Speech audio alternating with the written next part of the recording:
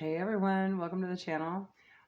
Today we're going to do another Beloved Dead Oracle and Dia de los Muertos Oracle, just tapping into some messages from your ancestors. Any identifiers that come up may identify the ancestor or whoever's in the message for you, okay? I'm kind of doing this sort of pick a card style or pick a pile style, but you're welcome to listen to all the messages if you like. They're going to be treated as 4 different messages, okay? So we have the dove feather here, the pink feather, the barn owl feather, and a woodpecker feather here. And I'll have it timestamped down below. All right?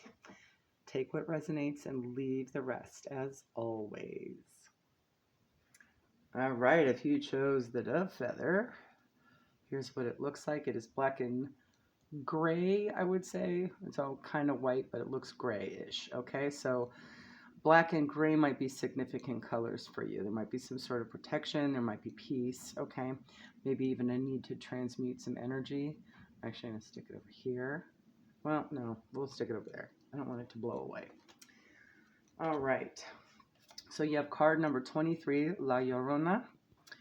23 breaks down to a 5. The 5th, the 23rd, or the month of May might be significant, okay? I definitely get a sense of sadness here. Loss, grief, maybe perpetual sadness, perpetual sorrow, that sort of thing.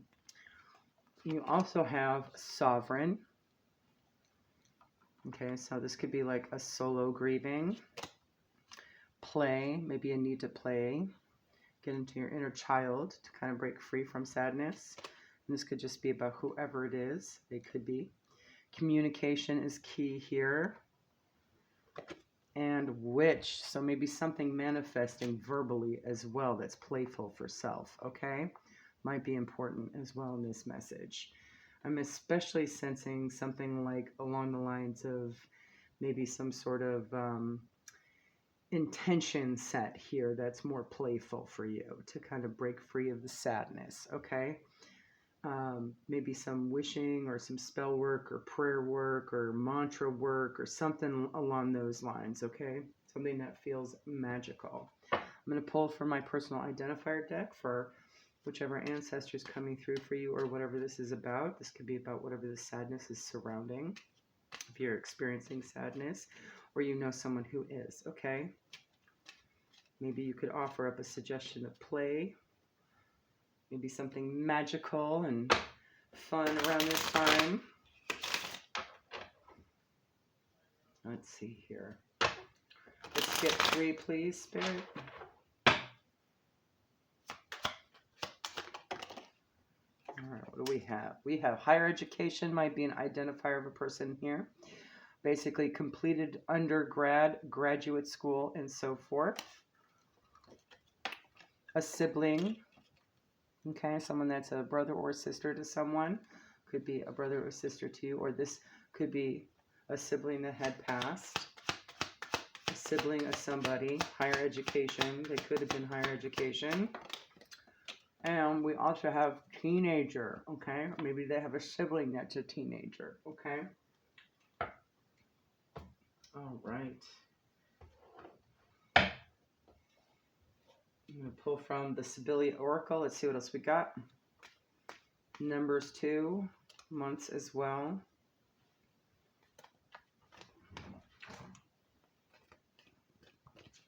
Let's see, Spirit. Tell me more about the situation here. There's depression, there's sadness, grieving, loss. Where this healing can happen, be manifested. We have protector, the King of Wands energy, Scorpio or Sag. The number 31, 4, and the month of April. 6 of Cups, love. We also have children here, so this could very be some kind of youthful energy, okay? Or it could literally be about someone youthful, okay? Number 1 is here, the 1st, January. And we have some money. Love, some money. I'm getting a sense here with the protector, love, and some money here that there's nothing to worry about. Maybe there's some sort of sadness or worry about whether or not there's going to be stability. in your relationships with others, or this is an energy that's carried over, okay? We do have the Seven of Wands here. There is definitely some victory and recognition in the matter. 45, 9, and September as well. This could be a masculine energy that's kind of in this La Llorona energy, okay? And it could be over losing a sibling or a child that happens to be a teenager or something like that, okay? This really gives me the vibes of something that really happened for my family, actually, more recently. Maybe it's not really a tangible loss. It's more like just losing a connection or feeling like a connection had been false in some way, shape, or form. Okay, let's see. So that may be significant here, okay, for at least one of you. And maybe there's a sense of just reconnection and remembering play in this situation and not so much worried about what was lost in this situation, okay?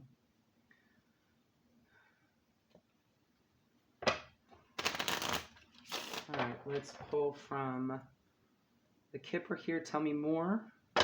Maybe we can identify the sibling or the teenager and what the deal is. What's the sense of loss here and trying to reconnect and having that nostalgia here in this connection. I'm also seeing the some money as well as something tangible too that's being reclaimed, okay? Again, card number 1. So ones might be significant, something to manifest here, okay? Main male, that's someone in their 30s, 40s, early 50s, masculine energy. Could be this King of Wands, could be you, could be whoever the sibling is. A gift, nice. 17/8 August. A gift could also indicate something being received or given around a gift-giving holiday, okay? And it could be a gift of travel with this journey card here, okay? Or at least the opportunity to have this person come in and travel. 10 and 1, again, ones. We also have October here. All right. Tell me what's surrounding this sadness here. I also get the sense somebody's feeling put out, you know, with that sovereign energy here. Maybe it's time to reconnect and manifest something like that. All right, let's see. Sorry, I'm still got my cough drop in my mouth. I still have mild symptoms. It's just not as bad. So it does feel like whatever was plaguing me allergy-wise is starting to finally go away. All right, we have fortune again. So maybe money, inheritance could be some kind of thing that's maybe a person is afraid of losing in a situation.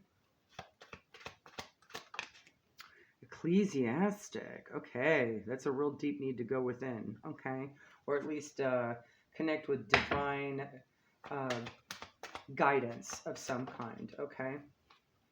And falseness, making sure you're not paying too closely attention to things that could be like a false guru, right?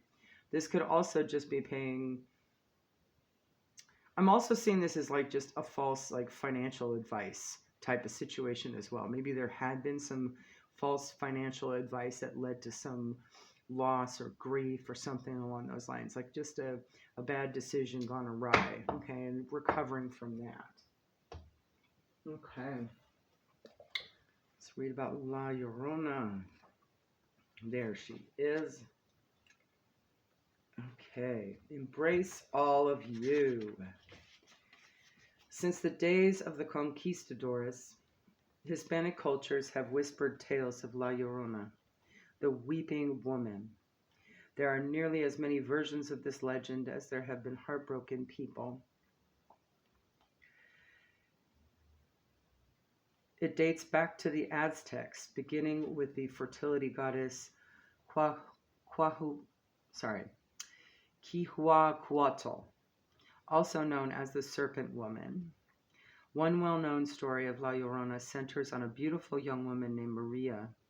She was poor, but known for her beauty and grace. One day, a wealthy nobleman rode through her village and fell in love with her at first sight. The two married, and Maria gave birth to 2 sons. Her husband began to travel, spending less and less time with his family. I do kind of see that here. So maybe there's some resonance with this story for one of you, okay? One day he returned to the village with a younger woman and bid his children and Maria farewell. In a blind rage, Maria drowned her children in the river. Once she came back to her senses, filled with remorse, she searched for them, but the river had already taken them. She became known as a phantom who spends eternity weeping as she searches for her children, thus earning her name La Llorona, the crier, or weeping woman. There is a legend that La Llorona appeared in Tenochtitlan in 1509 with a vision no one wanted to see. She emerged from Lake Texcoco. I know that's not how you pronounce it. Texcoco, okay. Weeping for the children who would be slain in the upcoming conquest, unless they took heed of her cry. Unfortunately for the Aztecs, they did not, and thus lost the battle. This sorrowful La Llorona is a centerpiece of Dia de los Muertos ceremonies. Her phenomenal wailing, often expressed theatrically, permits people to cry along as they tap into feelings of betrayal, hurt, and loss. In the choir of her heart-wrenching emotion, we benefit from her gift of catharsis. Okay, so it's like a freeing, and I do see that here. And maybe involving more play with that freeing, okay? I do want to read that at the end. Okay. Let me get to our pages here for sovereign play, communication, and witch. I just need to find them.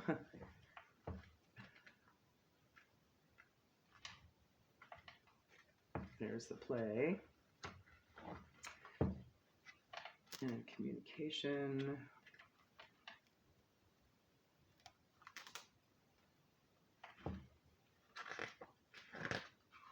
Oh, page over. Okay. Okay, there we go. And witch. There we go. Okay. Sovereign. A quote by Viktor E. Frankl. Between stimulus and response, there is a space. In that space is our power to choose our response. In our response lies our growth and our freedom. Heavy is the head that wears the crown, charged with an opportunity to devote energy to something greater than old patterns. The crown is a symbol of self-control, self-discipline, and personal power. When you receive this card, it's a message to embrace your inner sovereign. By reigning in your own right, you become a gracious servant to a higher cause, dressed, appointed, and consecrated, answerable to eternal self and a more evolved way of responding to stimulus. Admittedly, when triggered, sovereign will lash out because they feel justified in the moment, but the carriage turns back into a pumpkin. This false validation soon changes into remorse, regrets, guilt, or shame because impulsive reaction based on old emotional habits are traitorous instincts. So perhaps that could have been a cause, a little bit of woeful pride, right? When you lose control and self-discipline, you abdicate your personal power and self-worth. The beloved dead of sovereign says, play the long game. The first step in breaking patterns of self-sabotage and undermining personal power is to learn your triggers under pressure. Choosing not to speak, act, or engage until you're on stable footing is a perfectly royal and noble choice. Keep calm and carry on. Be the better person. Be the example. Okay? So you might be having an opportunity to actually lead by example here for someone else that's going through this as well. Or you just need to do that for yourself regarding this situation so that this isn't so triggering to you. Okay? It may have been something that triggered you in the past, and you may discover your response is a little more playful here with play. Okay? Play. Oh boy. All right. Let's see how my French is. Laissez les bons temps rouler. In other words, let the good times roll.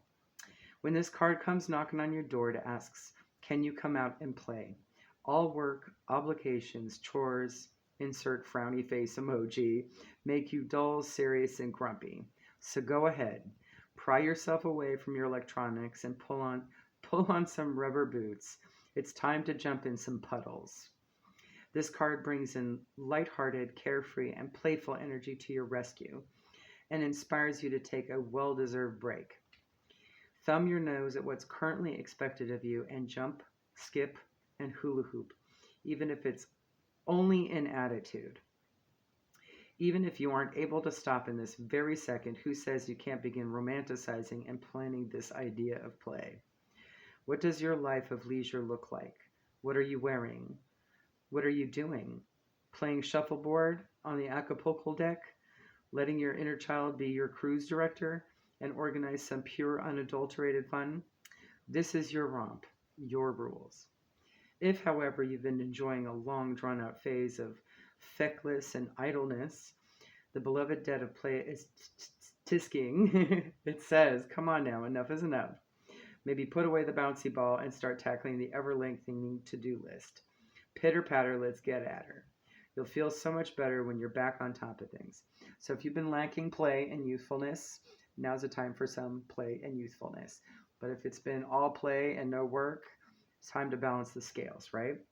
When this card is validating an individual or a loved one, it resonates with a fun-loving spirit. It could be someone who's either young at heart or from your childhood, and I do see that with the Six of Cups there, or a child. It could be invoking joyful memories of playing cards together or recreational connections such as tennis, curling, croquet, or golf, or anything more youthful, right? Could be soccer. I'm trying to think of all the games we used to play as a kid. Duck, duck, goose, that sort of thing. Communication. So here you are, minding your own business when someone says or does something. This might be what might trigger as well. And now you must answer, or vice versa. Whether it's trivial, breaking news, a statement, or question, you quickly process this data. You synthesize the choice of words, tone, and unspoken body language and facial expressions. Different people trigger different responses. Some people automatically bring out the best in you, inspiring reason, trust, confidence, agreement. Others conjure the worst, provoking worthlessness, defiance, pig-headedness, suspicion, psychophancy, combustion. Why is this? Some stimuli can regress you back to a time in your past that makes you feel, think, and act like a feral kid. So this could be also what is triggering here, okay? Could be that nostalgia. It could be negative nostalgia, right? Then you speak. And how did that work for you? When communication appears, it wants to explore how you're relating to others in your life. According to Dr. Eric Berne, father of the theory of transactional analysis, there are 3 key ego states: parent, adult, and child. And you routinely shift between them. In a nutshell, the parent ego state is one of 2 voices. I'm the boss of you is learned from the adults around us who always say they know better. Orders and prohibitions punctuate this controlling voice. The voice says, do, don't, never, always. Or this parent is the voice of the nurturer, enabler, protector, modeled by a caregiver with an open heart and sometimes no boundaries. The child ego state also has at least 2 voices. One that's adaptive, compliant, obedient, disciplined, apologetic, pleasing, and needy. Or one that's spontaneous, wild, creative, defiant, fiery, and in your face. This Pee Wee Herman ego state likes to whine, whinge, snort, giggle, throw tantrums. I don't care. No, you are. Get out of my face. The adult ego state is rational, reasonable, non-threatened, and non-threatening voice, and it's firmly rooted in the here and now. It asks questions that engage. It begins a conversation with, in my most humble and not wildly me-based opinion, or I appreciate ... This is the healthiest, maturest voice. It gets the parent ego state off their perch and talks the child ego state off the ledge. Not only does it generate the most successful interactions, but it can also, by example, teach the reactive parent and child to behave. Our beloved dead of communication knows this will take work, but relationships can improve by developing an awareness of your own role in a transaction. Be mindful of your intent, which affects your words and tone, and keep looking for the mature response. It's the pattern breaker. So there may be a pattern here to break, all right? And it may require a more mature reaction to whatever stimuli is trying to infiltrate here, whatever this falseness is with the energies here that's creating sort of grief and loss, okay? And I do get the sense it may be something where you're dealing with someone maybe older than you, perhaps. Just seeing the sibling, teenager, main male, the king is here as well, okay? And it could be an older gentleman that you're dealing with, okay? Someone who thinks they know better because they have higher education or something like that, right? But at the same time, if you're so smart, you would have compassion, right? It's an easy thing to do. Which you are always different from the other kids in ways you couldn't quite articulate. Perhaps you came from a long line of peculiar, or you were one of a kind, always on the outside, scrying in. Others tried to be normal, safely identifying as cool, athletic, dramatic, academic, or nerdy. In this case, I definitely see academic, right? You, on the other hand, found sanctuary in a raging thunderstorm, feeling the most alive around Gothic arches, trees, not people, and soft moonlight flooding through your window panes. Beloved by animals, wildlife, and spirits, you're summoned to the natural and the uncanny. You're a witch. Those who seek this path, whether they're out of the broom closet or not, are blessed with heightened intuition, insight, and awareness. You'll recognize a witch instantly, not by the tools of their magical trade, broom, cauldron, wand, wooden spoon, but by their penetrating and profoundly wise eyes. They see you, and through you, which can be very vulnerable to somebody. That could be a stimuli right there as well. In contrast to the beloved dead of religion, this is the beloved dead's card of spirituality. It doesn't always have to be witchcraft or pagan, right? It could be shamanic. When this card validates a loved one or an individual, this old soul is a healer, metaphysical practitioner, or just a deeply magical and poetical spirit. If this doesn't resonate with anyone you know, there's a chance that this is an ancient ancestor you've never met, okay? So this could be your ancestor too, as an identifier. Given the maelstrom of religious and social intolerance in the history of the past, this soul may have been a decent, hardworking woman or man. I can see that here with the King of Wands and the main male here.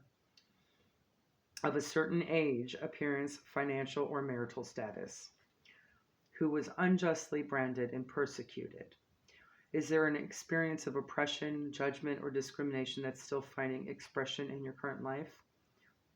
Then this could be a reason for it. You're being alerted to it. Maybe there's some history here and a chance to break some curse, okay? If you've received this card, it's asking you to pull up a chair by the hearth for warm conversation. She explains that despite the witch's spellbinding aesthetic, this path isn't for the faint of heart. It will demand that you learn how to relinquish your ego and control and embrace life lessons in perfect love and perfect trust.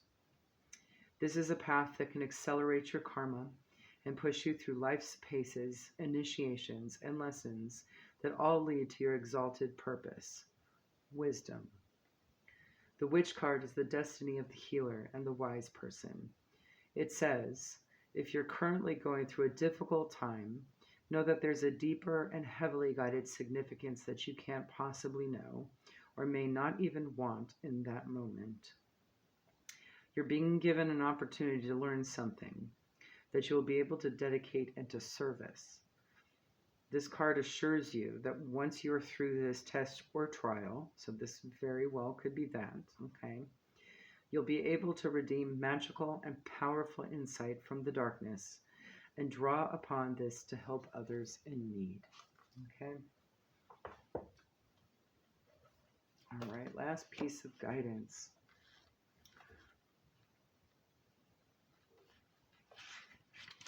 Going back to the La Llorona card here.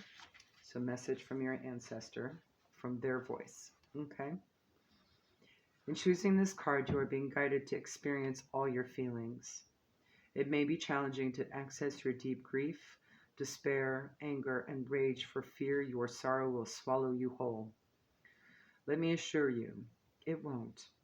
Alternatively, your feelings might be quivering so close to the surface that they seem to make it difficult to function in the world. As intense as your emotions may feel, they have a beginning, middle, and an end if you let them. All your emotions are worthy, and they deserve respect, time, and a place to be expressed. Allow yourself to vent and move the energy through you as responsibly and thoroughly as possible in a way that doesn't injure you or anyone else.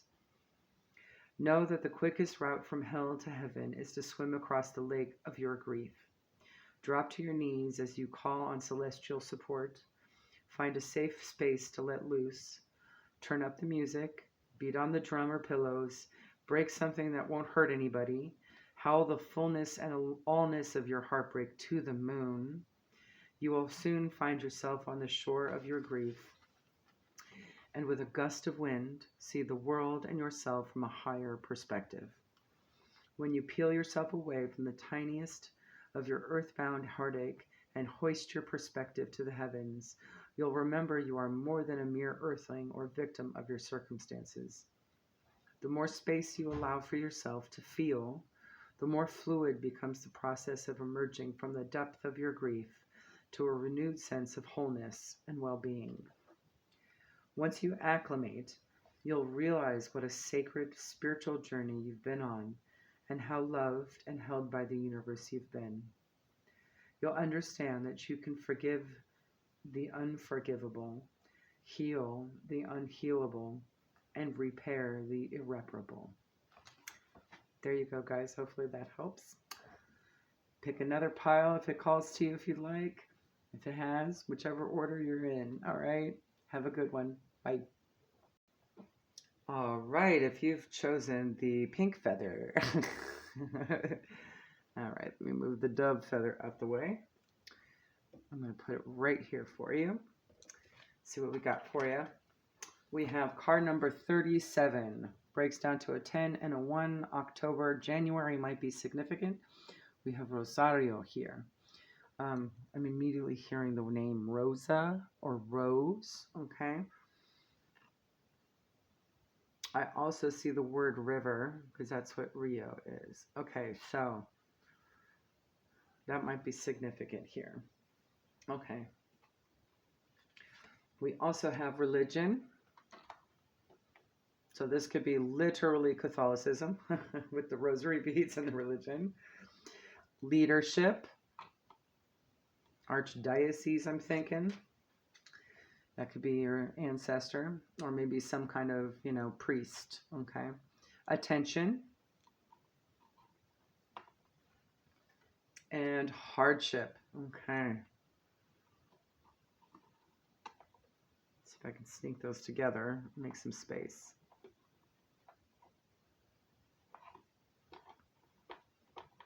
All right.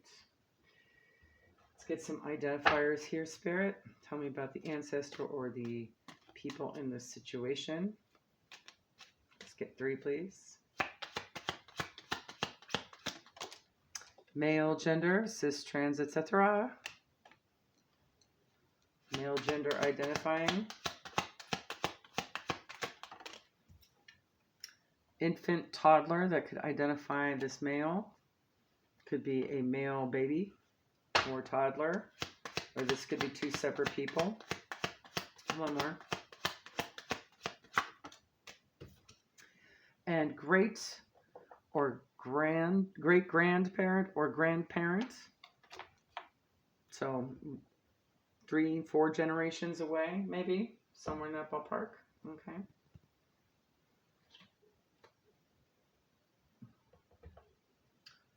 Okay, tell me more.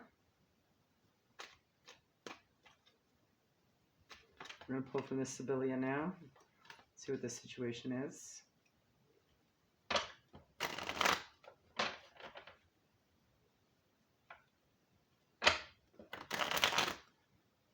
Just feeling it out a little bit. It seems like there's some kind of screaming to the heavens kind of energy here. Begging for help. We got a tension and hardship here that's really looking at me. Maybe there's some dire straits going on. Sort of this, are you there, God? It's me, Margaret kind of energy. Okay, let's see. Margaret might be an identifying name.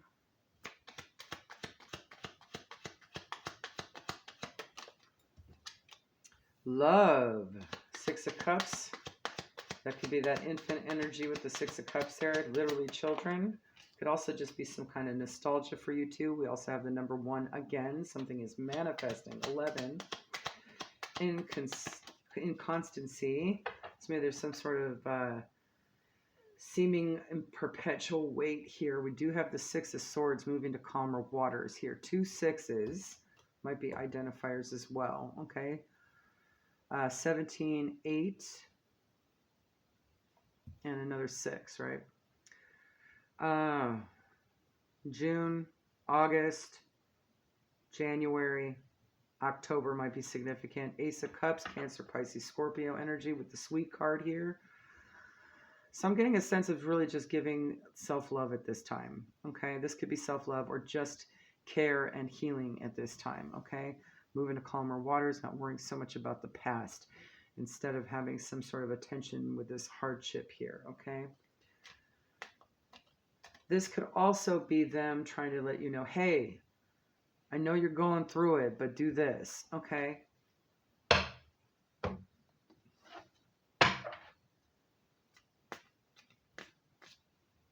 Maybe they've heard your prayers.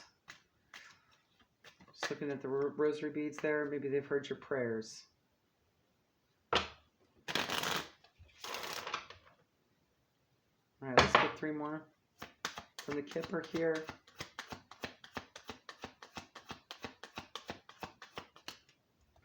Could be hardship over work, finding a career option, getting your bills paid. Let's see. Taking care of family with the living room here.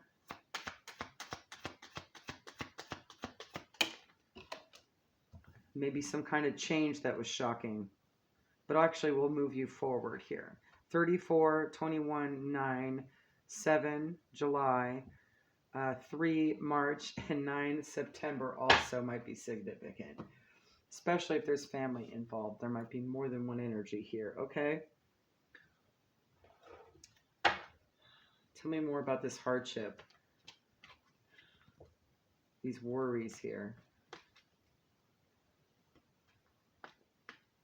This might actually be a pretty quick message. Okay, let's see. The guidance at the end is going to be really helpful, okay? Let's see what else.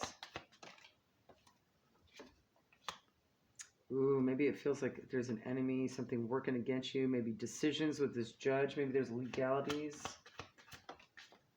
And widow, maybe definitely something lost in this situation. Doesn't necessarily have to talk about a woman losing her husband, okay?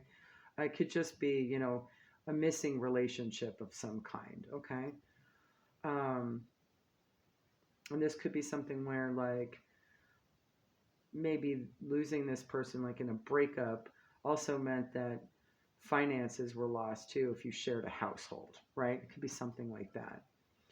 It could even be in business. I do see that here as well. And maybe there was some sort of final decision made. So there's a judgment that had to be placed. A tough call.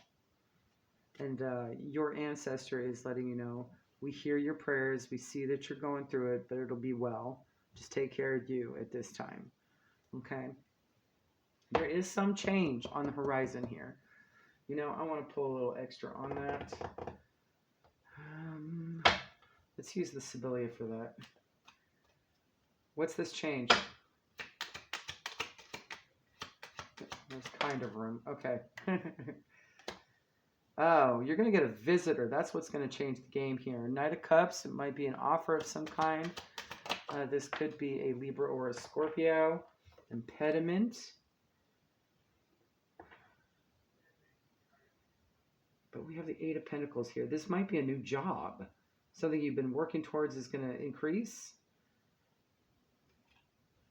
Huh. One more. Oh, we got two more. Okay. 10 of Wands, success.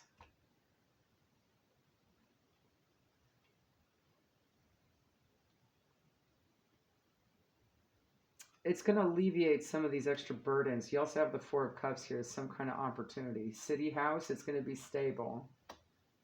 It might actually be an opportunity in a city. Okay. We also have the numbers 51, 6, 13, 4. So June, April, 40 and 4 again, April. So 4s are significant here. This is definitely about stability and protection. 24 and 6 as well. 6s and 4s. So it might happen on the 6th of a month, the 4th of a month, April, June, or that could be identifiers of the person coming in giving this news. Okay, this offer here. Okay, something you're going to love. All right, it's really a positive change here. And it's going to really work out in a way that replaces what you lost. It might be an increase in promotion that causes some sort of relocation or just an upgrade in home, okay? Because that is a pretty mighty city house, if you ask me. That looks like a city mansion, okay? Like, it's not a little casa. Okay. All right. Rosario.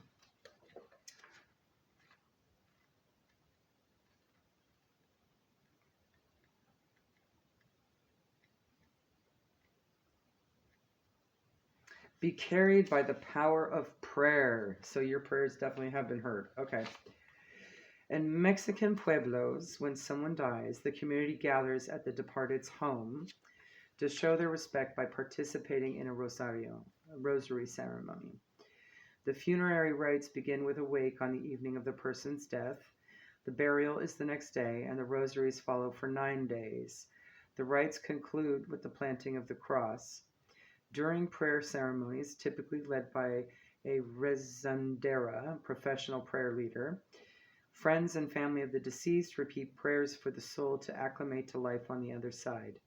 This helps the living come to terms with the loss of their newly departed loved one. Rosary beads are strung as 5 sets of beads, one for each of the 5 mysteries. Depending on the day, the joyful mysteries, the sorrowful mysteries, or the glorious mysteries will be prayed. Each bead is an invitation to prayer. Rosarios para defunto, which means rosarios for the deceased, include the Apostles' Creed, Hail Mary, the Lord's Prayer, songs, and other prayers. The Loreto Litany is sung after the mysteries. Saying the rosary with neighbors, friends, and family can help everyone process their grief. The hum of the chanting invites mourners to exhale as they lean in for collective support as they share the journey through grief.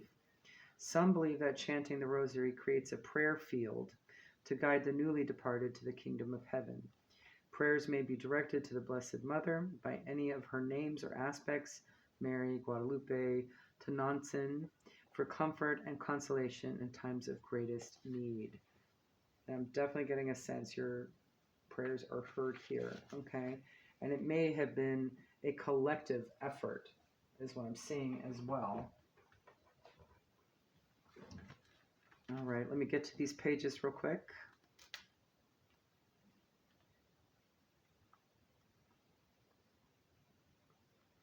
All right, religion. At its core, religion isn't a card about spirituality. Instead, it denotes more of a conceptual or theological framework. Religion indicates the dogma of faith and its rituals and rites. Organized religions can have a powerful influence over their adherents and represent their many inherent needs. If you draw this card, there's something significant about a belief system and the influence or role that religion plays in the life of an ancestor or individual. Historically, it's important to remember that a place of community worship was formidable. Not only was this the compass of morality for the community, town, or village, it also served as a social club that connected and supported people through life's milestones, life and death, celebrations, and hardships. And we do have hardship here, too. The religion card represents a devout member of a congregation. It also indicates somebody who dedicated their life to religious service. And with leadership there, it does tell me kind of like priest or upper clergy, you know. It could also indicate someone who did, yeah, okay. Alternatively, there are those for whom religion was a hot topic of debate, a source of fanaticism, or a symptom of deeper afflictions and intolerance and hatred. The beloved dead of religion also asks, is there a pattern based on inherited doctrine that may be causing feelings of guilt, unworthiness, self-doubt, or predetermination of doom? Regardless of your beliefs or background, in times of doubt and confusion, connect with your higher self and the universal consciousness that transcends any unsound but deeply ingrained sermons delivered from the generational pulpit. The beloved dead of religion says, circle back to source energy. Okay? This may be a situation where you might need to take charge in that matter as well with leadership here. Okay.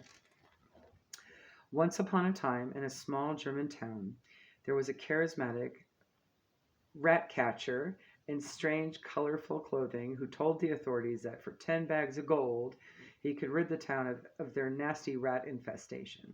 Really? Questioned the old, powerful goats, scratching grizzled chins. They weren't convinced that it could be done, but they said, have at her, in German, of course. So off the rat catcher went, an odd fellow called the Pied Piper, with flute in hand. On it he played a tune that was evidently a rat chart topper, for they all came out of their holes and slop buckets and followed the Pied Piper into the river. Done deal. However, the authorities reneged on their end of the bargain. The Pied Piper didn't get paid, and so retaliated by playing his pipe through the town again, this time leading away all of the children, never to be seen again. So what's the point of this story? Other than they don't call these fairy tales grim for nothing. It's a useful metaphor to explain the dynamic between authority, leadership, and following. How many times has a controversial figure or celebrity mesmerized a town or nation, culminating in a debt and problems that are much worse than 10 bags of gold? How many times do those with authority make disastrous decisions or abuse their power to order, influence, command, and enforce?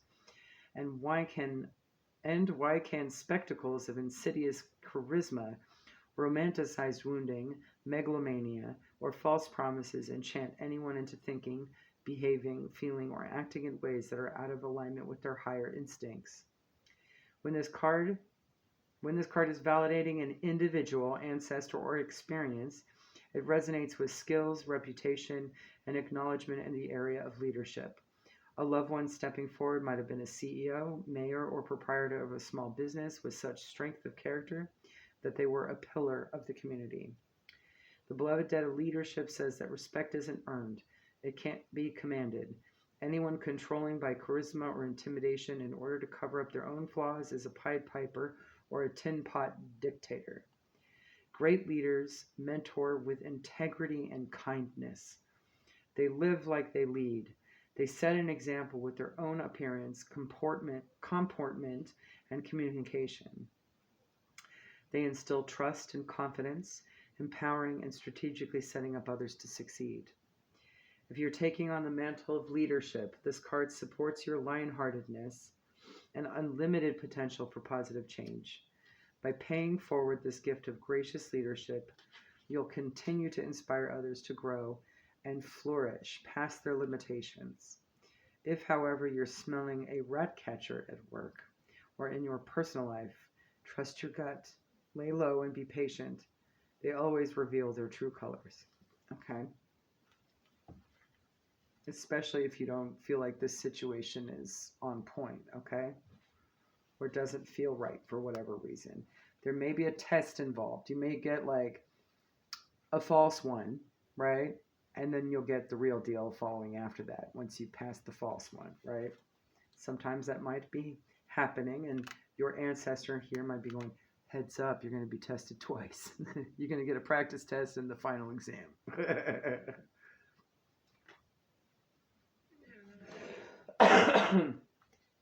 It's not a spiritual cough. Still getting over stuff. Okay. Attention. Look at me, insists the precocious spirit of this card. She strives to be the center of attention and the subject of unwavering focus. seeking recognition, relevance, approval, admiration, and validation. Look what I can do. She tries hard, very hard, too hard. Her conversations are aimed at you and through you, not to you. She's only interested in the sound of her own voice. At times, she'll even refer to herself in third person.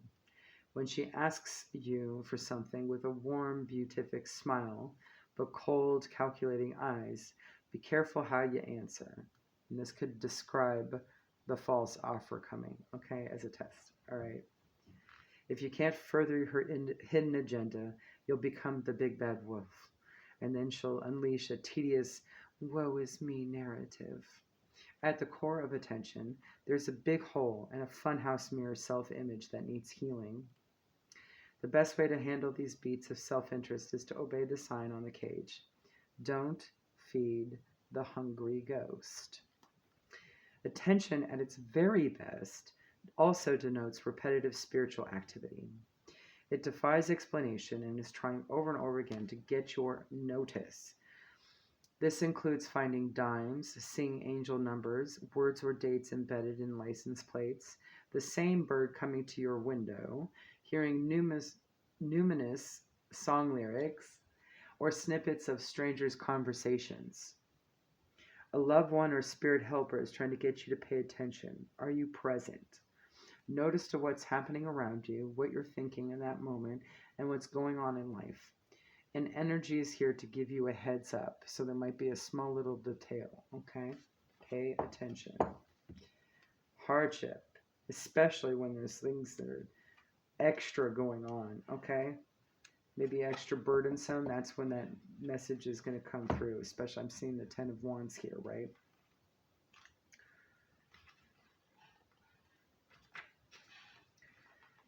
Into each life some rain must fall, wrote the poet Henry Wadsworth Longfellow. Some days must be dark and dreary. That said, hardship is also the card that takes you out at the needs. When it validates an individual, a loved one, or a story, hardship acknowledges dire experiences of oppression, poverty, and privation, ranging from the most basic human needs, food, water, clothing, shelter, and safety, to suffering caused by physiological, financial, emotional, or social challenges. Hardship inflicts too much on those without enough. These feelings of despair aren't caused by unbalanced chakras or a lack of mindfulness. There's a harrowing life experience present that can always be cured from within. The process of healing can only begin once the root cause has been addressed and the circumstances supported or changed. When validating departed loved ones, stepping forward to work with you, remember that hardship doesn't describe their current state of consciousness. Transition souls are through with their earthly afflictions. If you're holding on to any heartache associated with their memory, your loved ones don't want this for you. They want you to remember their fighting spirit and know it as your legacy, not pain. Choose courage. The world needs your heart and voice. Honor your loved one's memory by lighting up this epigenetic marker. This card can also indicate an inherited or learned attitude of scarcity, a default narrative that you never have, comparatively, enough, despite evidence to the contrary. The beloved debt of hardship reminds you to always count your blessings, and to the best of your ability, be present for the days and moments that are bright and cheery. And if into your life some rain must fall, be still, sad heart, and cease repining. Behind the clouds is the sun still shining. Thy fate is the common fate of all. Love it. Final guidance from your ancestors for the Rosario card. My love, you might be wondering if it's worth living and loving in a realm where the people we love so much will pass at some point. Consider the Spanish saying, vale la pena, which translates to, it's worth the pain. In the same way, we don't discard roses just because they have thorns. Their beauty and fragrance make them more than worth the injury they may cause.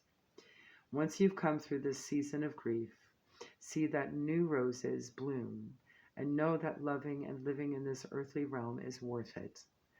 I hope you will come to see our precious moments together like beads of a rosary, each occasion woven together into a blessed prayer.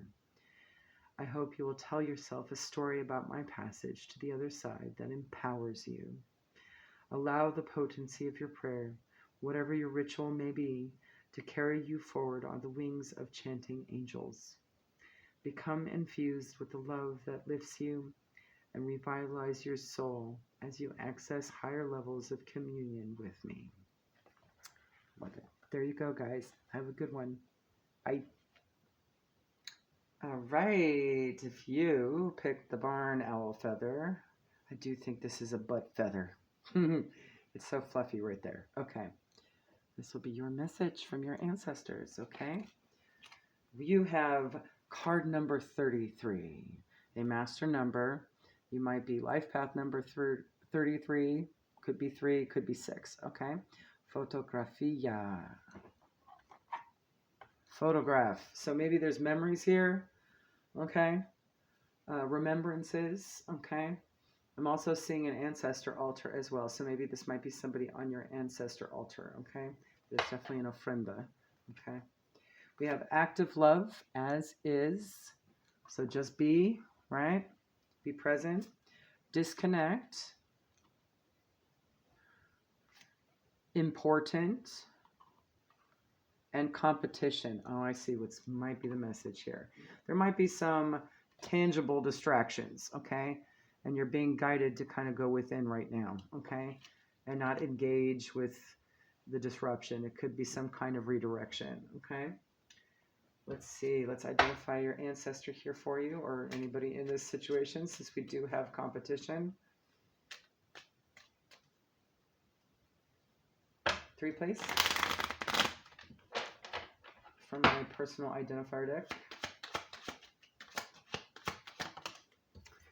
You have Gen X, so there's somebody in this situation that's the X generation. Years 1965 to 1980. I know that's up for debate, but I'm going to include it. A neighbor or a villager might be involved. This could be the ancestor. It could be someone that's X-Gen as well. And family, okay? Could be the ancestor or whoever's involved in here. Okay, let's see.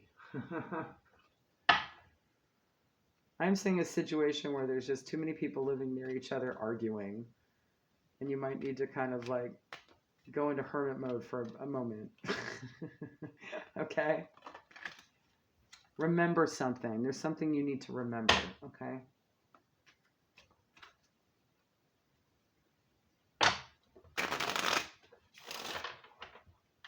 The holidays are upon us, so you might need to do that as often as possible, even if it's for like 5 minutes, right? Just to get away for 30 minutes, go for a walk, something.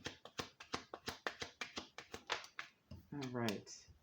Ace of Cups, sweet card, number 6, June, Cancer, Pisces, Scorpio. Come on. We have 6 again, okay?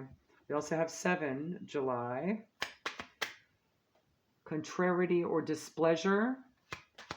We also have that solo card here, the 9 of Pentacles, okay?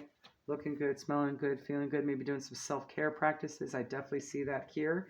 6 of Swords, move into calmer waters. It may be random when things happen, okay? So you might need to be prepared. 17 and 8 August, look at that. 6, 7, 8. Okay, next steps, next level steps here, okay? So if you need to go and run off and escape to take care of you, get your hair did, get a pedicure, whatever, male or female, dudes, they're so awesome, I'm telling you. Your feet chakras will love you. Your connection to Gaia will love you for doing that, okay? All right. You don't need polish. Just get your foot scrubbed and massaged. It's awesome. All right. So that could be that. They could be going off to just spend an hour, you know, at the salon or, you know, going to the barber shop or whatever. All right. But it could be something as simple as just, you know, going to the gym you know, or sitting in a hot tub or something, okay? All right, tell me more. Small child, children could be involved. I also see this card as a new beginning. 18 and 9, September. We have 369 here, so there could be a Tesla code might be helpful. That frequency, it's usually 3, 6s, and 9s, just so you know. So 369, 963, 693. There's a whole mess of them. There's some sound healings in the meditation playlist that use the Tesla codes if you want to check that out. Okay. Marriage, this could be just a contract or working with a partnership of some kind. 3 again, maybe a new beginning. This could be about, since family is here, I see, you know, 2 parents having a new kid or dealing with co-parenting or something like that as well. Ooh, and there's some weight. Okay, this is the 3 months patience card, okay? November, December, January, okay? It could have started in the month of October as well. There's some kind of temperance and patience needed through situations. Maybe there's some heated arguments or something. 28, 10, and 1 also indicates new beginnings. You also have January and October here. So let's just say between October and January, okay? But October, January birthdays. We also have March, September, August, July, June. Yeah, that's it. Okay. All right. Anything else we need to know about this situation? Self-care is what I'm seeing as your guidance. Desire. Do what you want. Just heard that Bad Religion song. Journey, maybe travel, explore, and watch out for falseness, okay? Like the situation I'm seeing being false, it could be either the snake or the cat here, okay? I don't know if you see that. Okay, that's not working. Come on. There you go. All right. So maybe things aren't always as they seem, okay? Maybe this is a time to explore through this. Take a moment out to do you and go on your own little self journey, okay? Out in the tangible world. Photografia. Maybe take pictures if you're a photographer. That'd be a good excuse to get away from folk. I know that one personally. 3 years of black and white photography in high school. Although I could totally stand to not be in a lab anymore smelling all those chemicals. But no, photography was a good thing for me to get out and see the world and capture things. So I met some really interesting people. You might get signs and synchronicities that way as well, okay? Develop your best moments until the images are larger than life. Love it. The most essential aspect of the Dia de los Muertos is the altar. And at the heart of the altar are photographs of our deceased loved ones, ancestors, family, friends, and pets. Tradition holds that photos must be placed there for the deceased to be able to cross over. It's okay if you don't have any photographs of your departed loved ones. You can include them on your altar by writing their names on a candle, or drawing, sketching, or painting a portrait. You can also place an article of clothing, a trinket that belonged to them, or a symbol of your connection to them, like a rock or a shell.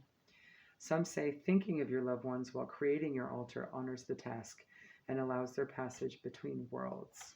I have all kinds of things on mine. Everyone is represented somehow until I can find pictures to put up there. I'd rather do the pictures, but they're there. As many as I can find. Okay.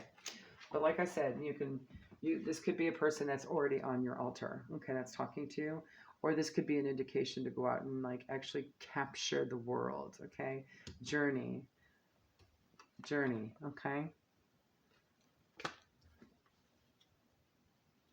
There's lots of animals here too, so maybe animals have something to do with it, okay? Act of love as is.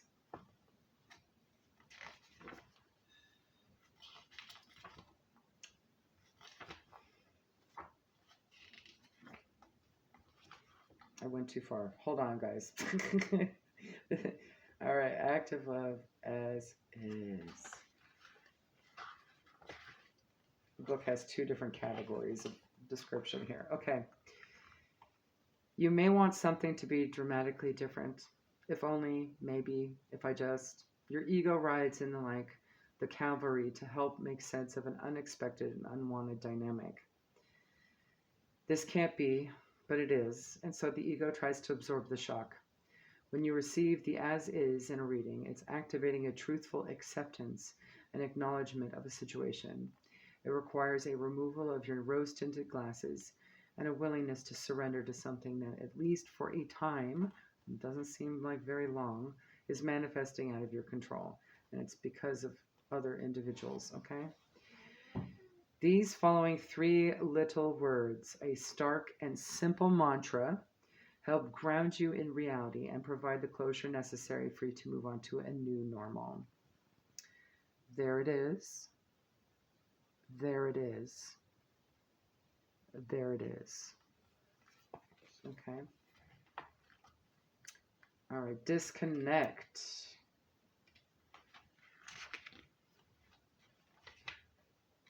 Let me go find that. All right, as I learn this deck, I love it. Between here and there lies an eternity, a space, an us against them polarization, a misunderstanding. At its best, disconnect refers to parties who aren't making the most of their time together. They aren't seeing things the same way, not on the same page, or have diametrically opposed views and leanings.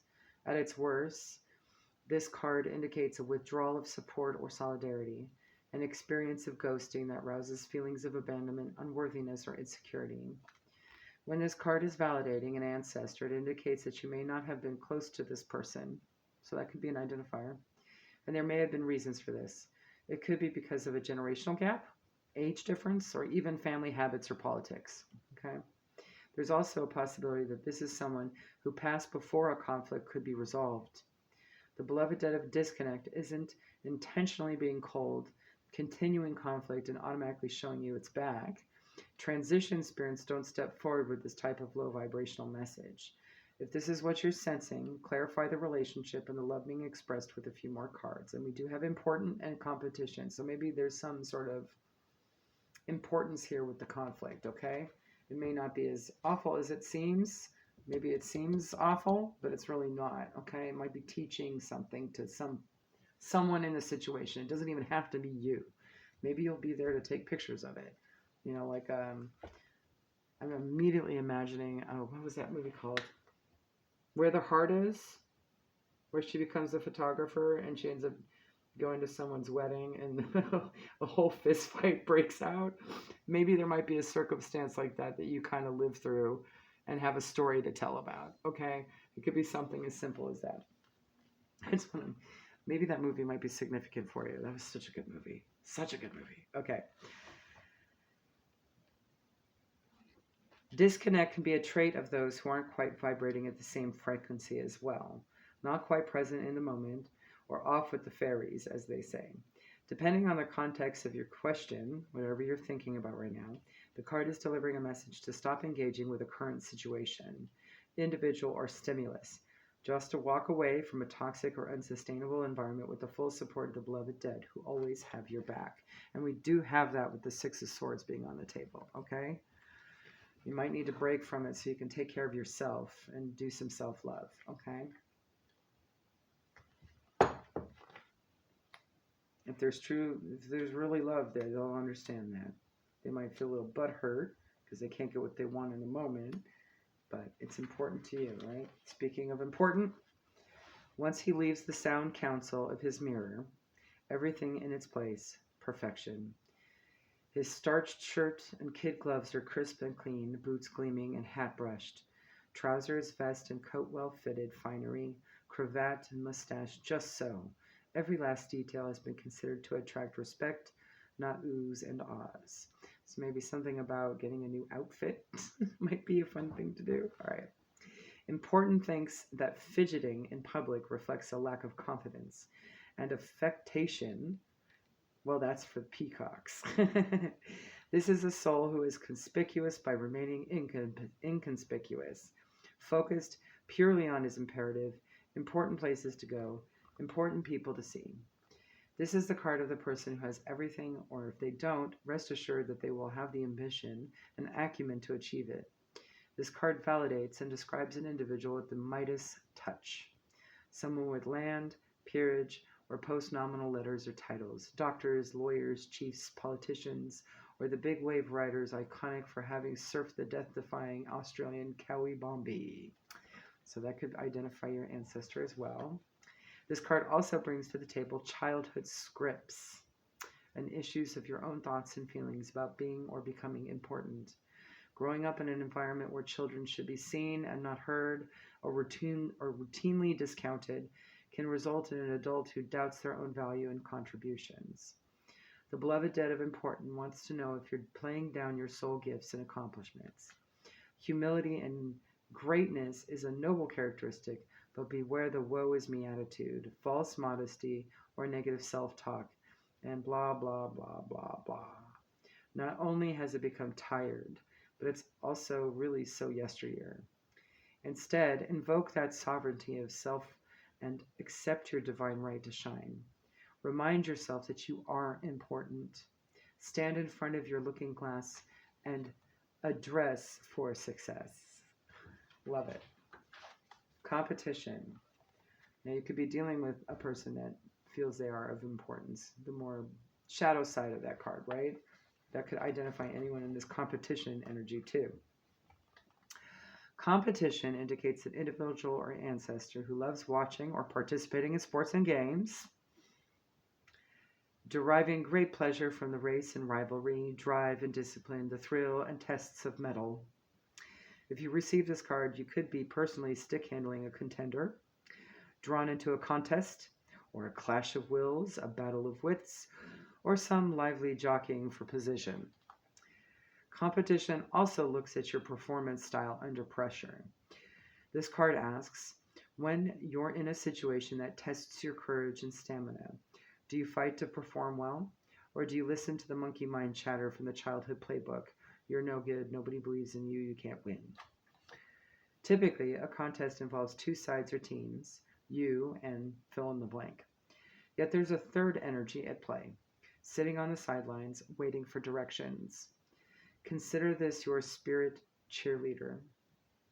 If you continually doubt your ability, feed the monkeys, or are too hard on yourself, you become a house divided.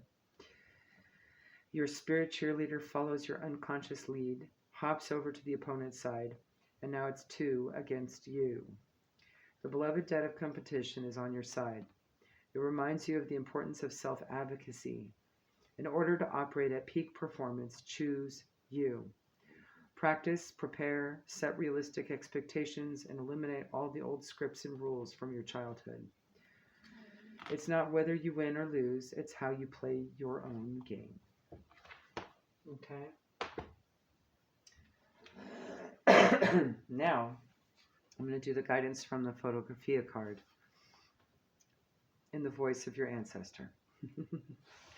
My love, take a snapshot in your mind of a favorite time of connection with me. This could be an epic moment, or one that was simple, ordinary, and mundane. In the dark room of your inner chamber, take this memory and blow it up larger than life.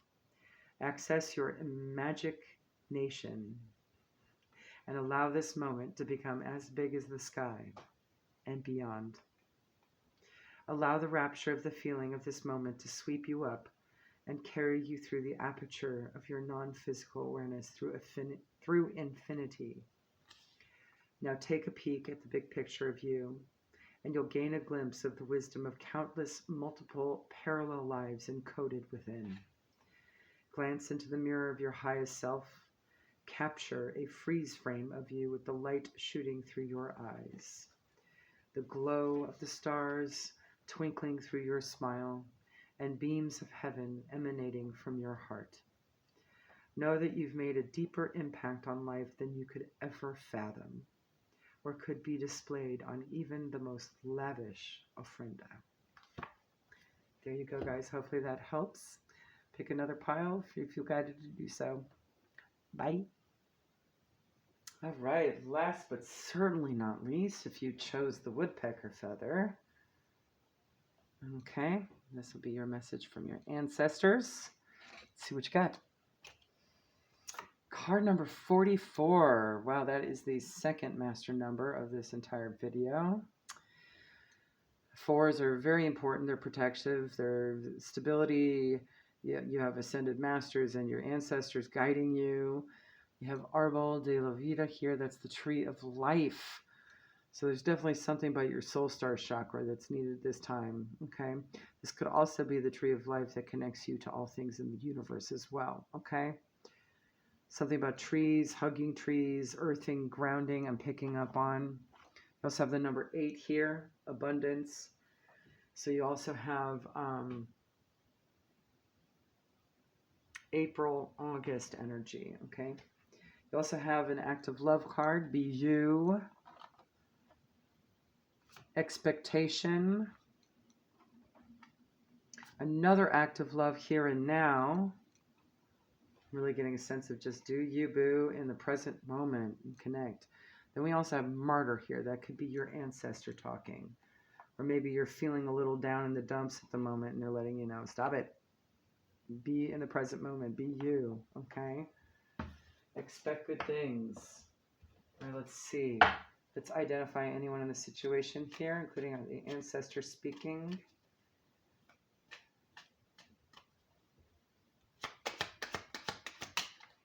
Infant toddler, maybe that would identify someone in this situation. Maybe they have an infant toddler, maybe the infant toddler is one of the main. A sibling. Hold on, that fell on the floor. Maybe something's going to be a little messy and crazy right now. Okay. Children.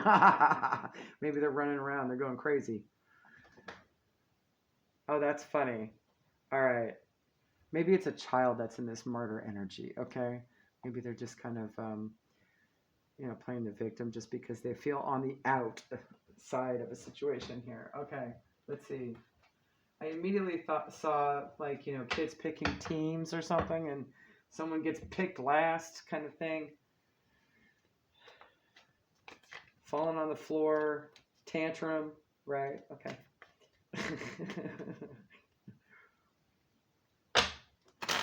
All right, tell me more. What's going on? Let's identify what's happening. I am running a little bit out of steam, but I think it's more so from doing 4 of these in one video. All right, but it could be just because the energy is just really hectic, right? We do have hope here. 3 of Wands. Definitely look towards the future here. Examine options.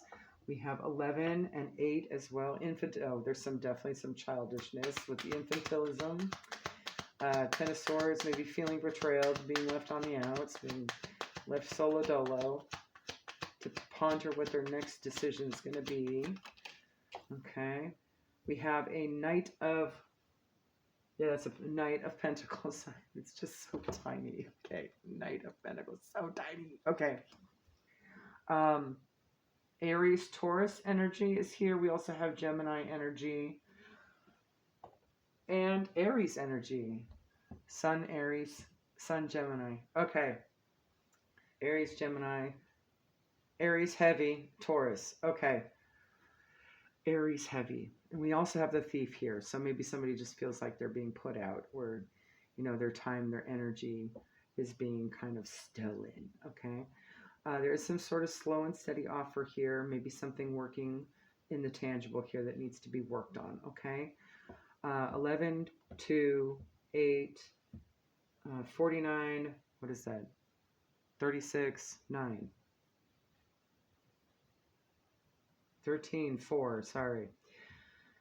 See, I'm telling you, my brain's a little off right now doing basic math. Okay.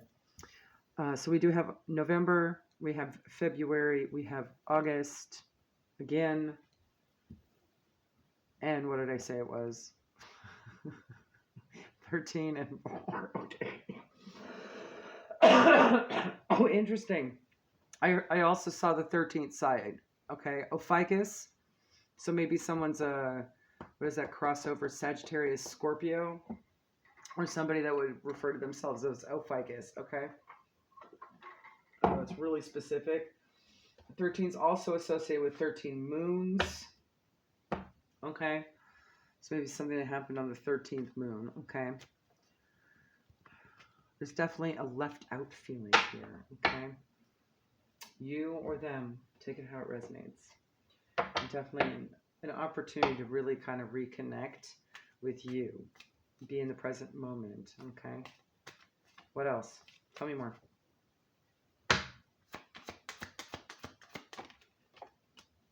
Prison could be mental. 29 and 11 again. Something is manifesting. All right. 9. A change. Yeah, there's definitely some sort of transition happening here. I'm seeing freedom. And it could be within family. Okay. 21 and 3 March. Could be any of those months and dates too. We have the 11th, the 2nd, the 8th, the 29th, the 13th, the 4th, the 9th, 21st, the 3rd. Am I missing one? The 4th. Did I say that? Okay. All right, what else? Identify.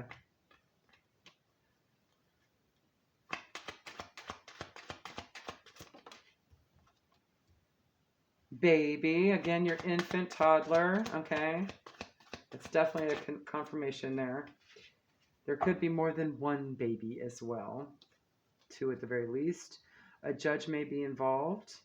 There could be some sort of court. And we have widower. Okay. This could also be a decision about what to do. Oh, I can see where there might be a situation where like something's really overwhelming here. Okay. Maybe there had been a loss that had completely changed a family dynamic, and maybe it could be something as simple as somebody going to prison for stealing. Okay. Like I'm seeing that here as well. Okay. Maybe somebody feels at a loss because now they're a single parent or something, taking care of the household all by themselves, right? Okay.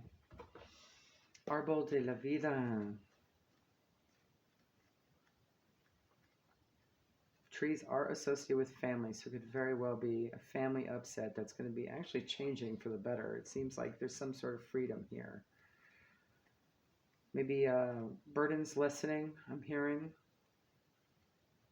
All right. Stand tall, knowing you are rooted to infinity, integrating heaven on earth. Trees, because they generously bear fruit and shade, are considered one of the most sacred symbols throughout every culture and religion. To most pre-Hispanic cultures, the Árbol de la Vida, tree of life, is believed to be immortal because even as it ages, with the help of wind and rain, it scatters its self-replicating seeds. Even on its deathbed, it is a symbol of growth, strength, eternal life, fertility, good health, and a bright future. The Árbol de la Vida was inspired by the rich and multifaceted beliefs of Mayans, Aztecs, and Kabbalistic Jews who fled from Spain to Mexico during the Inquisition. Unfortunately, it followed them, and practiced their faith in secret while publicly professing Catholicism. The Tree of Life is believed to be the axis mundi, axis or pillar of the world. It unites the underworld with its roots, the earth with its trunk, and heavens with its high branches. The Tree of Life motif is a common design element in Metepec, Mexico, where artisans are known for crafting elaborate clay sculptures.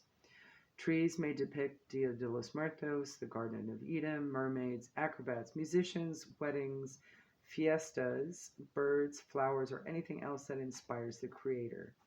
And any of those items might be identifiers of people in the circumstance too, okay? Not just Day of the Dead, but Garden of Eden, mermaids, acrobats, musicians, weddings, fiestas, parties, birds, flowers, or anything else that inspires the creator. Okay. Let me save that page. Let's get your guidance from these beloved dead cards here. Active love. think I'm going to read the active loves together because I know they're in their own separate category here. BU is there. Okay. BU. If you receive BU, be on high alert. This card detects an interloper, a meddlesome third party, an experience or pesky pattern that's luring you away from all that you value and hold dear and near. While you're unaware, it's crashing brazenly through your gates and crushing your boundaries with its own agenda and narrative. And if that's not enough, it begins boring a hole through your confidence and triggering responses that don't really resonate with the true you. This interloper always arrives with an implied message that creates pressure to conform. Please me, be me, don't be different. Sometimes it's so insidious and crazy-making that you temporarily lose your bearings and quietly question your own right to be yourself. While it has your attention, it forces you to ask, is this interloper me? Do you need to step out of your own way? BU proposes a bit of fun and adventure as the antidote. It asks that you step out of your bubble, go somewhere unusual or unfamiliar, where no one knows you and you won't have to pretend excuse me. Let me get some bubbly.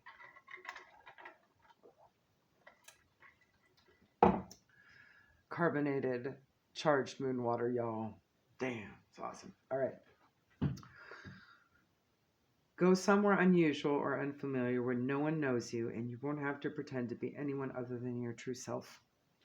Get dressed up or down and take yourself somewhere, anywhere you can be alone with your thoughts and connect with what makes you unapologetically happy. Time spent taking a leap of faith into the delightfully unpredictable will keep you in a state of awe, wherein everything you experience is spontaneous, carefree, and authentic. How wild to be you. Maybe it's something already here and now for you. So let's read that. This act of love stares into the ether, a space devoid of form or context. Hat in his hand, he's waiting patiently and respectfully for you to return from the great disconnect. The nether regions of your restless, agitated, or mindfully numbed out mind. He invites you to sit and become aware of your surroundings. Again, with that tree of life, you might need to like earthing and grounding. Okay. And become aware of your surroundings to be here and now. Come rest. Be my honored guest. I will quiet your restless spirit. Unload your anticipation, expectations, worry, or doubt. We do have expectations here, so might be leaning towards that, okay? Be here now. If you've received this card, you're being called home and directed back to yourself, your path, and the precious gift of every second on this side of the veil. Every intake and exhale of breath, every heartbeat, every drop of rain that falls before evaporating on a hot pavement, you're being asked to be present, conscious of not taking your moments for granted. Has it all been moving too fleetingly fast? What are you missing while you're being so responsive, reactive, or hyper-efficient? Maybe once long ago, someone gave you a script as to how to be the most useful. Hurry up, don't waste time, don't take too long or overthink it, don't relax. This act of love bids you to sit comfortably in the present because the past was, the future still isn't, and you're being given the most expansive view of your potential from this vantage point in the here and now. Okay? So let's see what this expectation is, okay? Since that was mentioned, and we have the card here.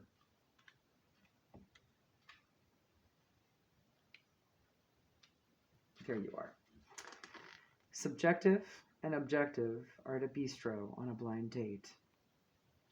They've just ordered some raw oysters and are getting to know each other better.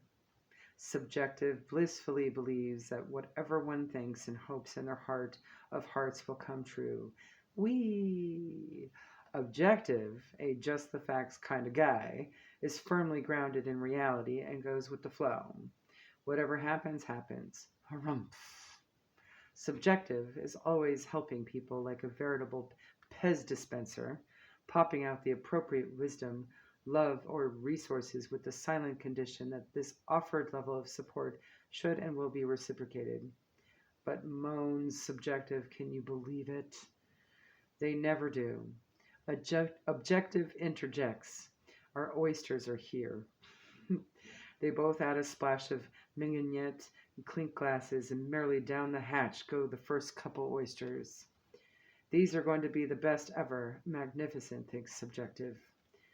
These are sharp shards of shell in my mouth, observes Objective.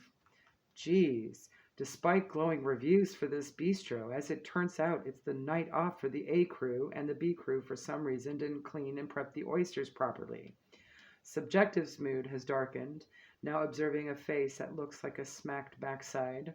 Objective asks, what's wrong? Nothing, snaps Subjective, firmly believing that Objective should just get it, understand, and be more compassionate about the beach in her mouth and the sinking feeling in her heart. Her evening is now flooding with disappointment and outrage. Clearly, Subjective had expected more from the date. The bivalve mollusks and the universe.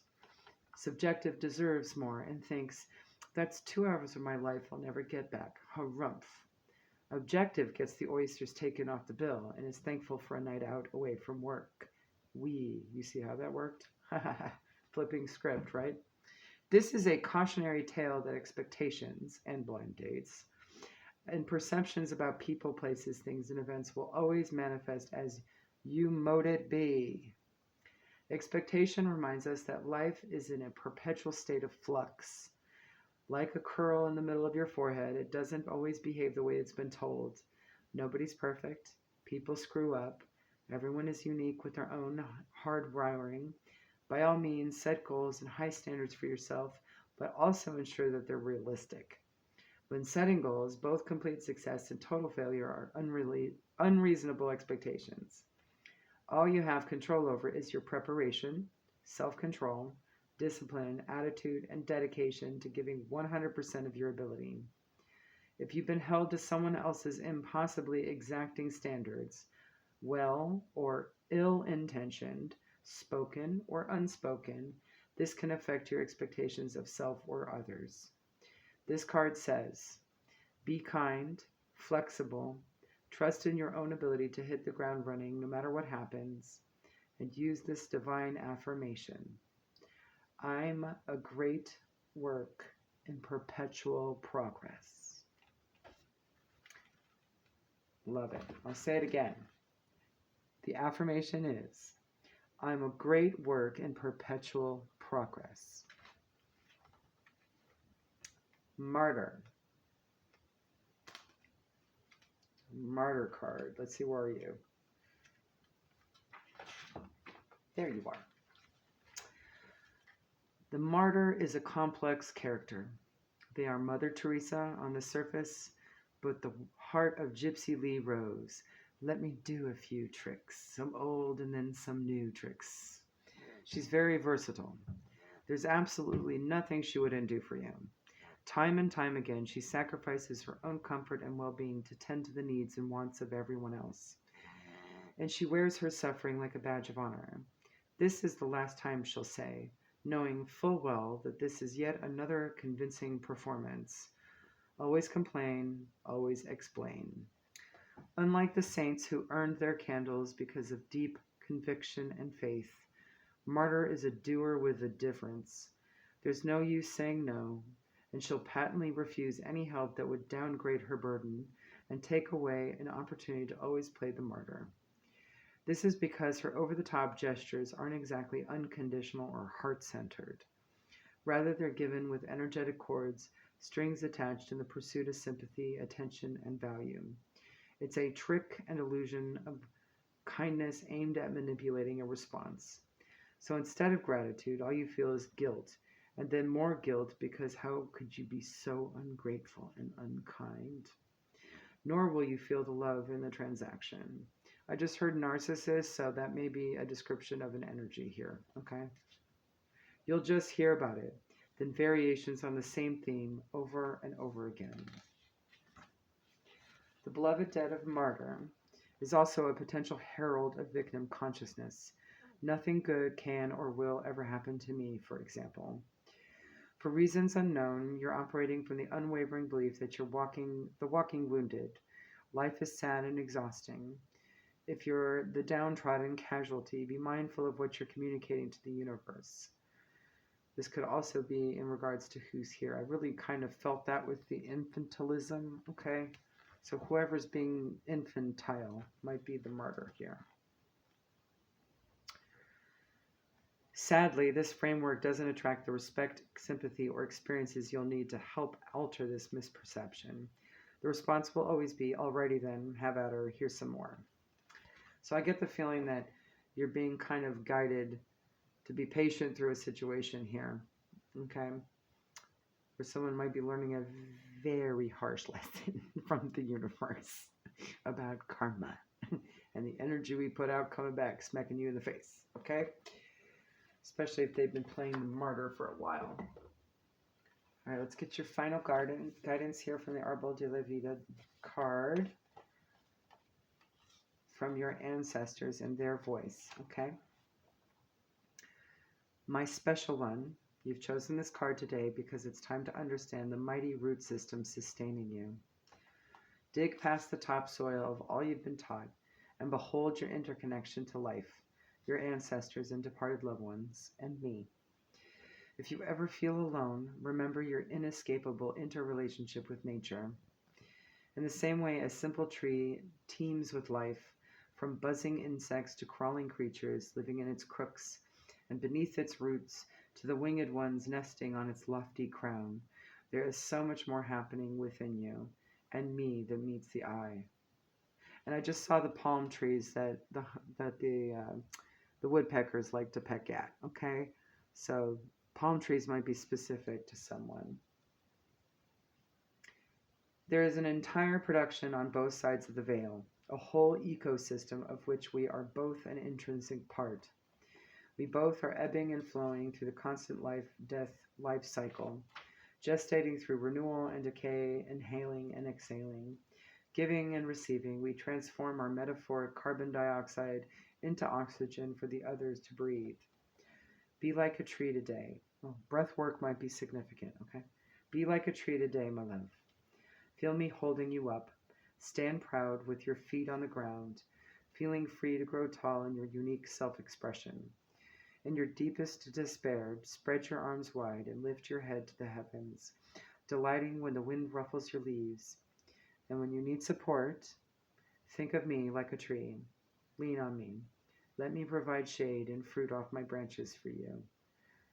And sense me gallantly bowing to you in reverence for all that you are and all that you're growing into. Love it. There you go, guys. Hopefully that helps. Until next time. Bye.